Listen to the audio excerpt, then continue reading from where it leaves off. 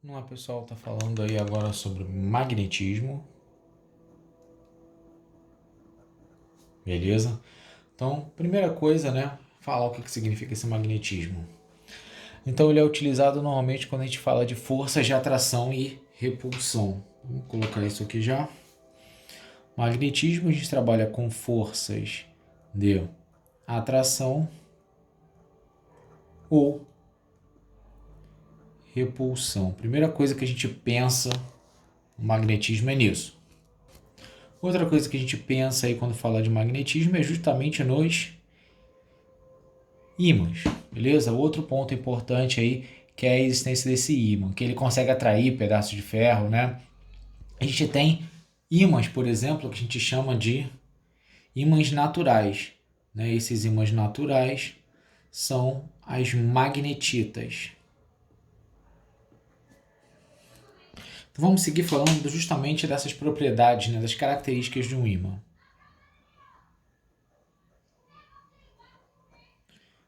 Primeira característica que a gente pode comentar é, vou colocar aqui em preto. Primeira característica é um ímã sempre possuirá dois polos, beleza? Sempre você vai ter um ímã com dois polos. Como assim dois polos? Então tá colocando aqui embaixo. Você vai ter um ímã que sempre apresenta um polo norte e um ímã que sempre apresenta, né? Esse ímã vai sempre ter também um polo sul, beleza? Então se você cortar o ímã, ele continua tendo dois polos. Se eu pegar aqui um dia, ó, cortei esse ímã justamente aqui no meio. Então você vai ficar com dois pedaços de ímã. E esses novos pedaços vai ter um polo norte, um polo sul. O outro pedaço, ó, o sul continua na mesma posição, mas ele vai criar um novo polo norte. Então o ímã sempre possui dois polos, beleza? Próxima característica aí de um ímã é que as propriedades magnéticas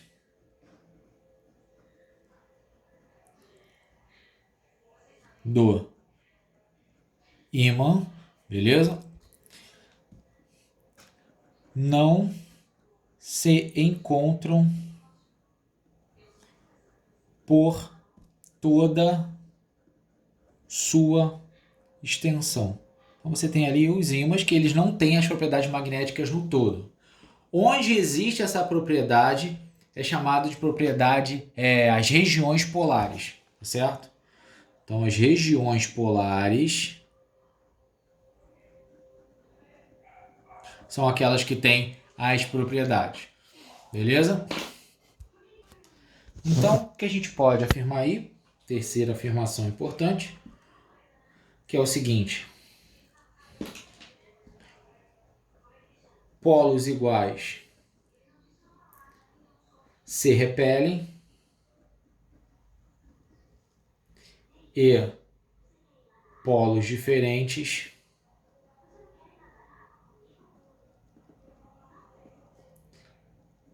se atraem. Beleza? Então, posso aí colocar um desenho esquemático. Como seria isso?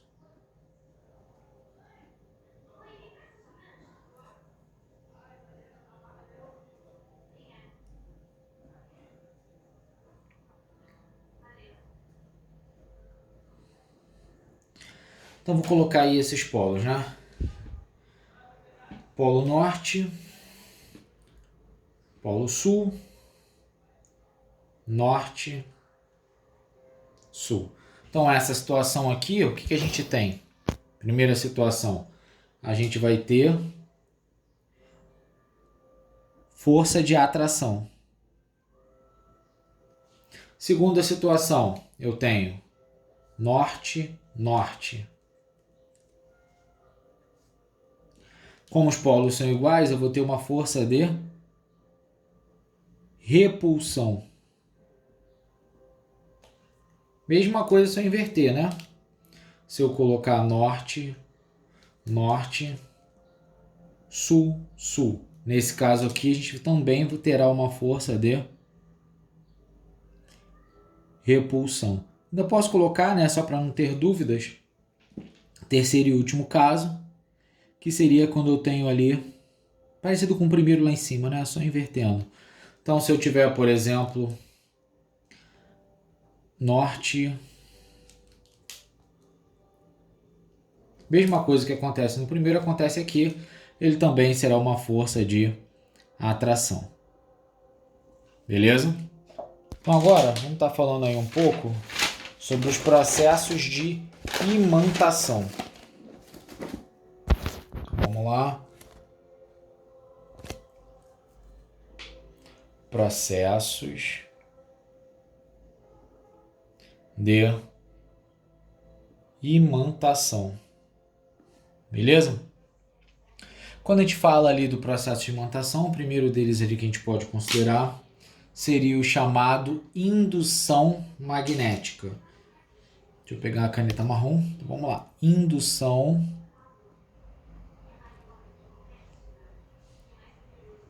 magnética. O que me fala esse processo de indução magnética? É provocado pela presença de um campo magnético. Beleza? Então a gente já pode classificar de dois tipos. Vou colocar aqui, ó. Os que a gente chama de magneticamente moles e o que a gente chama de magneticamente duros. Beleza? Os magneticamente moles, eles representam o seguinte: são os materiais que perdem suas propriedades. Beleza? Então ele perde suas propriedades quando afastamos o ímã. Certo? O ímã que deu origem, né? O ímã que induziu. Os magneticamente duros, então eles têm o seguinte: não perdem suas propriedades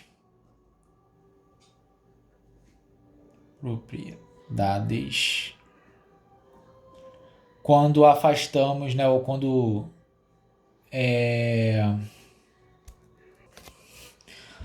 com a aproximação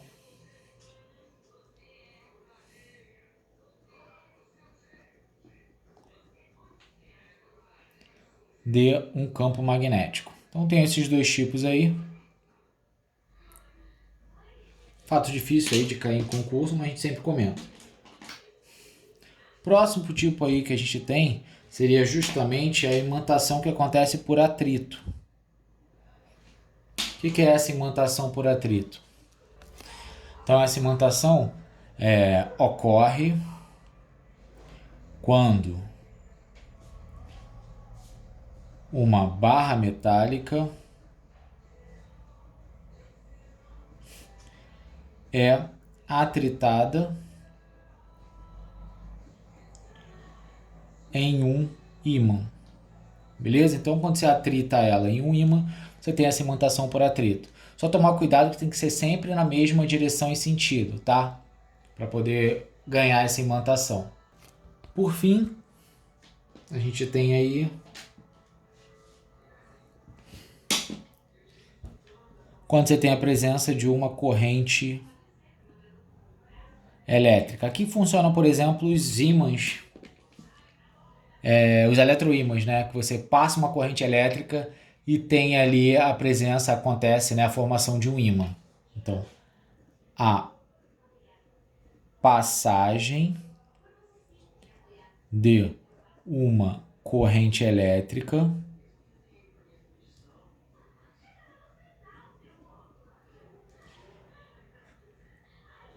provoca a formação de um ímã. Tem aí os eletroímãs, né, muito utilizados aí. Então, só uma observação importante que a gente coloca, que é o que a gente chama de, vou colocar até em vermelho, ponto Cour. O que seria esse ponto? A temperatura em que a barra de metal, né, a barra metálica, o material metálico, perde suas propriedades magnéticas, beleza? Depois que você resfria, volta ao normal, volta a receber essas propriedades, tranquilo? Vou falar agora dos tipos de substância.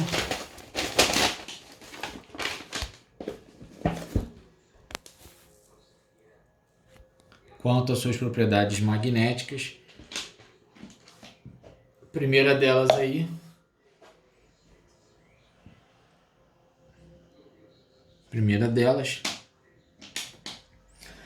são as substâncias chamadas de ferromagnéticas. Deixa eu colocar em cima um título.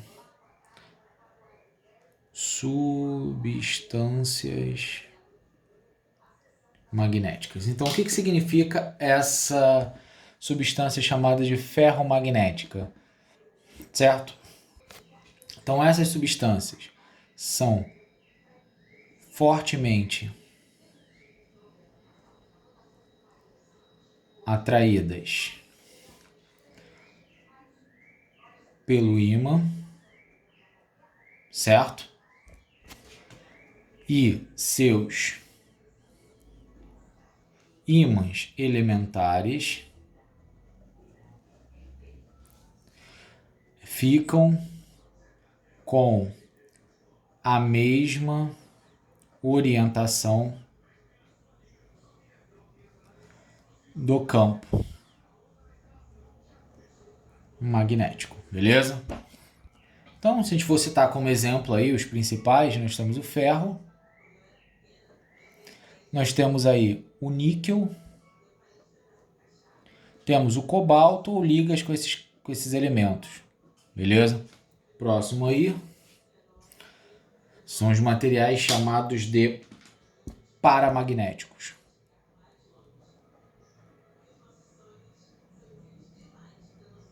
O que são esses materiais, então, chamados de paramagnéticos? Então, eles são fracamente atraídos pelo ímã, certo? E seus ímãs elementares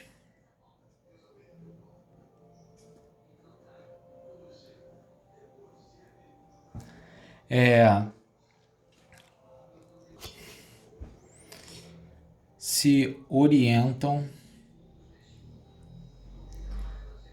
fracamente ao do campo magnético aplicado, beleza? Então tá forte ligação aí com a orientação. Os materiais aí paramagnéticos que a gente pode citar, nós temos cromo, estanho, certo? Platina, vou colocar só os principais aqui. Então, esses aí são exemplos de materiais paramagnéticos. Materiais conhecidos como diamagnéticos.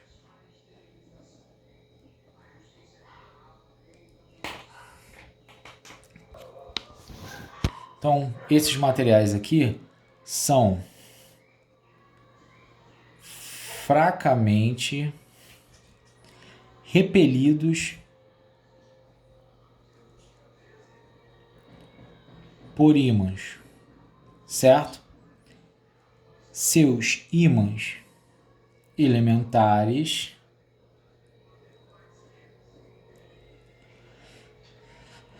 se orientam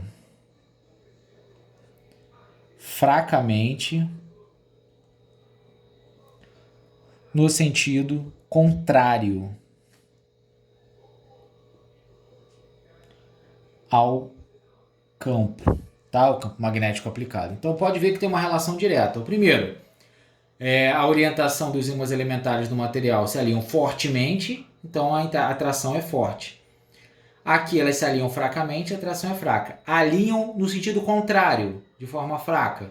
Então a repulsão é fraca, porque está alinhado no sentido contrário. Para a gente terminar essa parte, vamos falar dos materiais ferrimagnéticos.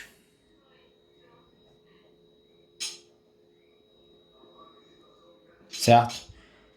Esses materiais ferromagnéticos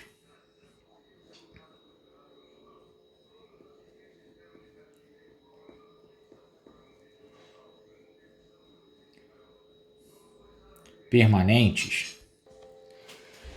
ocorrem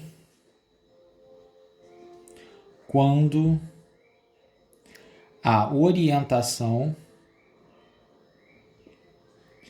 é espontânea, ou seja, sem que haja a necessidade de um elemento externo. Ela pode ser paralela ou antiparalela. Então isso aqui é espontâneo, os outros são induzidos, né? De alguma forma. Você gera um campo, você tem um campo, você aproxima e ele tem características. Esse aqui não, é de forma espontânea, ele já tem essas propriedades.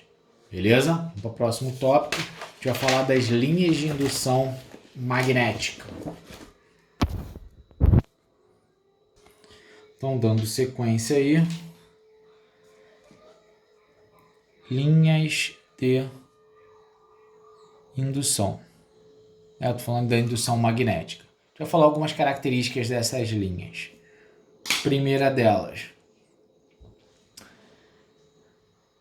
as linhas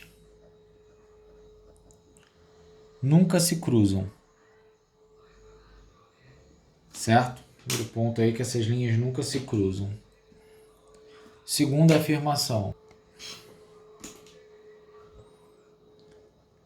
Em barras, estas linhas são curvas. Beleza? Estou falando só de algumas características importantes a serem observadas.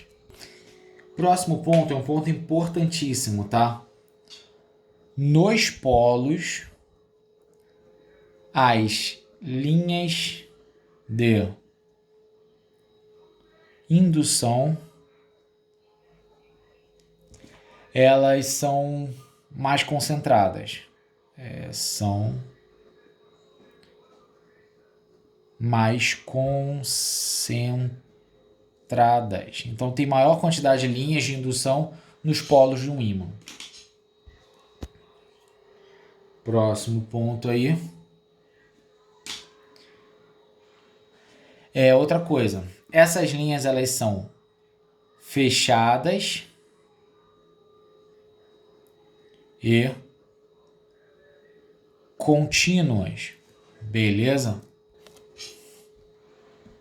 Saindo do polo sul ou do polo norte e chegando ao polo sul. Beleza? Então sai do norte e vai para o sul. Para fechar, tá faltando só mais um comentário aí em relação a essas linhas, que elas entram e saem em direção perpendicular às superfícies.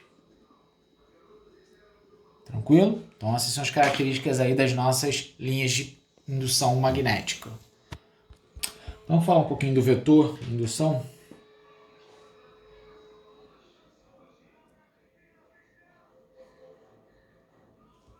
Então vamos colocar aí uma barra para a gente estar descrevendo esse vetor. A gente tem uma barra onde tem um polo norte e tem um polo sul. Vou colocar as linhas de campo aí de roxo. Então elas saem do Polo Norte e chegam ao Polo Sul.